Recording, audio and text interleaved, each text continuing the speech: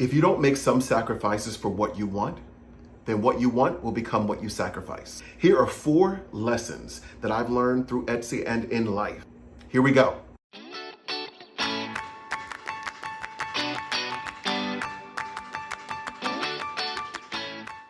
Lesson 1, bridging the gap between thinking and doing. In the world of Etsy POD, the biggest challenge often lies in closing the gap between having an idea and actually bringing it to life. It's easy to get caught up in overthinking designs and phrases, analyzing them to the point where you don't even list them. What I've come to realize as an Etsy seller is that while having great ideas is common, actually getting something done is not so common. This is why success just isn't about creativity, it's about action.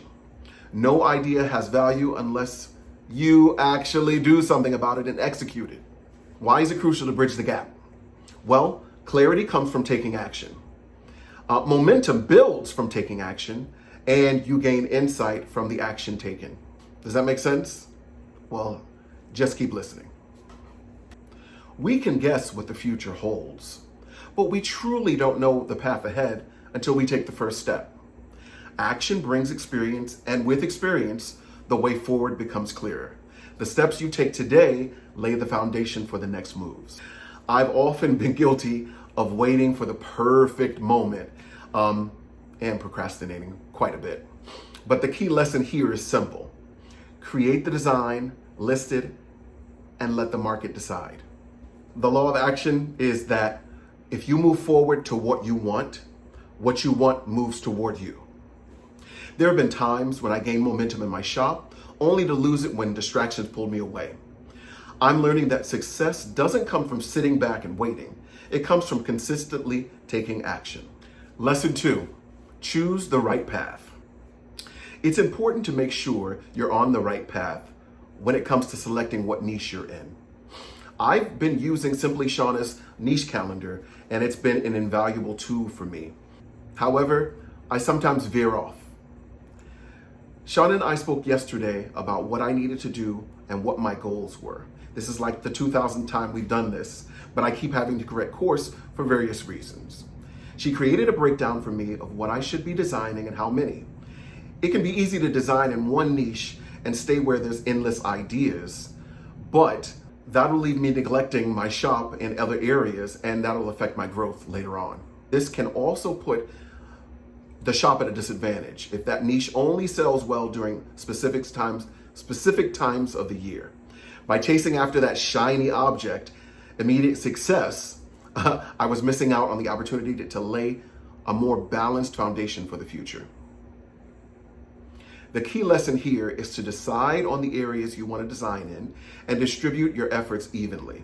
This approach ensures that your shop grows steadily across multiple niches, rather than becoming overly dependent on one that may have seasonal or limited appeal. You got to diversify. Diversify is the key here. Your designs will help your shop remain versatile and resilient no matter what time of year. Lesson 3, take responsibility. It ain't nobody else's fault. It's your fault. Take ownership. If you are relying on others to change your life and to bring you success, you're putting your power and your potential in other people's hands. If you set your goals and don't reach them, take ownership of that. Don't blame anybody else.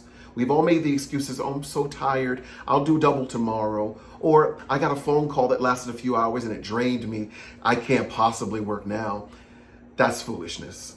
You have to take ownership of what you're doing, and don't lie to yourself about what you can do or what you didn't do, or I'm blaming it on this that I didn't do this. I can equate this to losing weight. I can't order a pizza and then be mad at the delivery guy when I get fat. It's like, it just doesn't make sense. I ordered it, I am responsible, and I'm taking the ownership of that. It's harder to accept responsibility and focus on what you can control. Once you take responsibility for what you are today and where you want to go tomorrow, you move from interest to commitment, and you live each day with a greater intention. Lesson 4, consistency. Alex Hormozy has said, you get extraordinary outcomes by doing ordinary things for an extraordinary amount of time.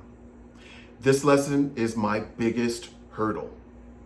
I've mentioned that I'm a music director in previous videos. I'm also a singer that plays the piano. I'm not a pianist, make that clear. There's a difference because piano is not my main instrument, but I am able to play. A year ago, I was put in the predicament of not having an accompanist. The accompanist canceled last minute and I had to step up to the plate because we had to go. There was no postponing. And so I had to sight read, what we musicians call picking up a piece of music and reading it and trying to do as best you're able to get it perfect on the first run. That didn't go so great. I got through, but it was rough. I mean, it was really rough. And so there is an embarrassment to that. You're on display and you're supposed to be helping others get through the music, and I was not doing that. And so after that, I got put in that predicament like almost all year up until now. And it taught me something.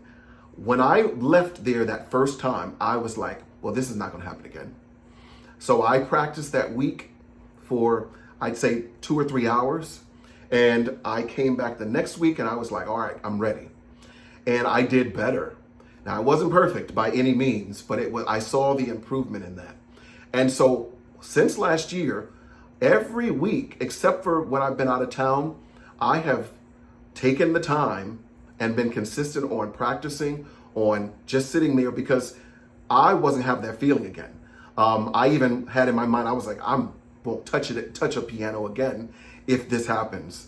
But instead of being dramatic, I actually put that into a good effort to improve and was consistent in doing that. And now I can see great improvement from where I was when I first did it. The message from this lesson is this: there's no such thing as overnight success. It's a myth. What often appears as overnight success is actually the result of consistent action compounded over time. This is why it's important to be patient with the journey while remaining impatient about taking action. Do it! In my shop, the same principles apply.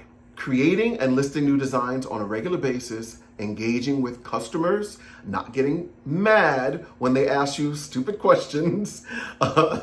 This will give you results over time. Success is about consistency, not grand gestures in one moment, but steady improvement and steady keeping the course over that long period of time. If you made it this far, thank you. Thank you for staying with me. Thank you for listening to me. Let me know which lesson you enjoyed the most. Let me know of your lessons that you've learned through this journey and throughout that could help anybody that's listening or reading the comments. At the end of each video, I always thank, you, the viewer, the people that have left these awesome comments. But I want to do that again. But I want to have you understand how heartfelt it is. Some of these comments are amazing. Some of you pour yourselves into the comments and talk about your difficulties. And believe me, they are meaningful. They are touching. They are so inspirational. And I hope that we are doing that for each other. It's not just a one-sided thing. I appreciate each of you and thank you for watching. No friend left behind.